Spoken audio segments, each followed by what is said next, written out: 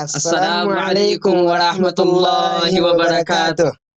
Bismillah jedhee jalqabuu fi ani akkam nagiyaa fayyaadaa jirtanii sheekan keenya qaqqaaliin kan nu dhageessanii hundummaan keessanuu xiqqaa fi guddaanii marhaban bikum isiniin je'anii hundummaan keessanuu baga nagayaan dhuftanii hundummaan keessanuu baga nagayaan dhuftanii. keessanuu baga nagayaan dhuftanii. Allahu akbar, Allahu akbar. Hamilee. Mee anis dubbadhee jalqabuu bismillah kabajamtoonni keenya kan jirtan as jala sheekan keenya qaalii ahbaabota rasuulaa darasoonni keenyaas hundi dhiiraa dhalaa maasha Allah dhugaan qophiin akkaan tola hin dagatinaa jechuu mee alhamdulillah jiddumaan namuu sallu alaa rasuulillah. Sallallahu alayhi wa sallam. Allahu akbar, Allahu akbar. Mee hamilee isaanii. Allahu akbar. Ustaaza koo qaalii meenarraa caqasii yoom maqaa isaa dhahuu onneen jetti dasii akka leenca sagaleensaa sirraa kaaftu waswaasii kallooma kunoo maqaan isaa barshee kanasi kunoo maqaan isaa barshee kanasi.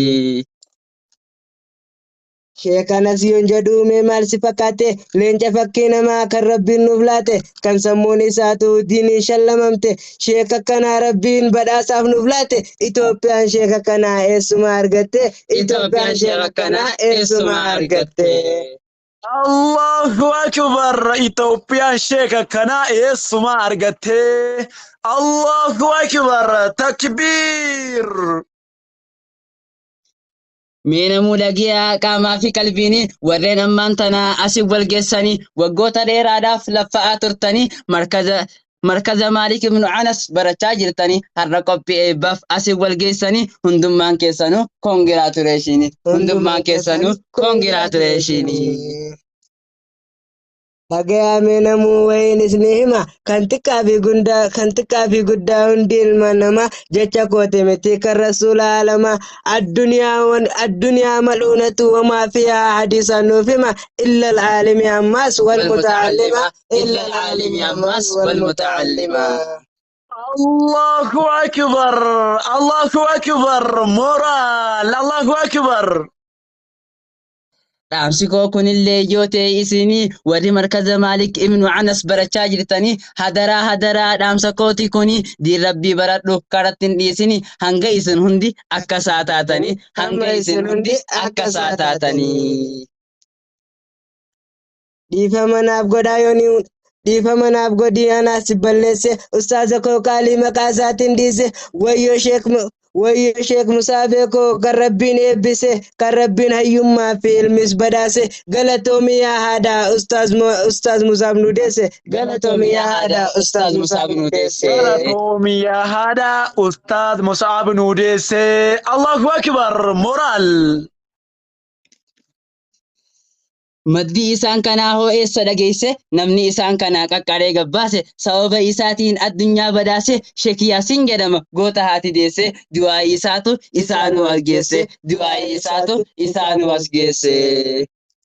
Sheek Yaasiin yoon jedhuu mee maal Allahu akbar, Allahu akbar. Hamilee. Allahu akbar. Sheek Yaasiin yoon jedhuu hin seenaa'uma goota caalu leenca fakkii namaa kan rabbiin badhaase ilmii fi karaamaa yaa rabbii koo arjaa mootii waa hundumaa yaa rabbii koo arjaa mootii waa hundumaa umrii sheeka kootii waggaa kuma naaf dheeressi yaa arjaa tanaan si haajama naaf dheeressi yaa arjaa tanaan si haajama. Maqaa koo baruu barbaannaa Mahmad Saalaa Sheekaa hundummaan keessanuu asumaan beekaa hundummaan keessanuu asumaan beekaa. Maqaa koo barbaannaan shukkaree aadamii kan hin beekne haa baruu kan biraafis himi kan hin beekne haa baruu kan biraatiifis himi. Akkana jedha akkasa. Allahu akbar. Hamilee shaashaa. Qophiin keenya kanarraa asitti xumurama waan nu dhaggeeffataniif guddaa galatooma waan nu dhaggeeffataniif guddaa galatooma.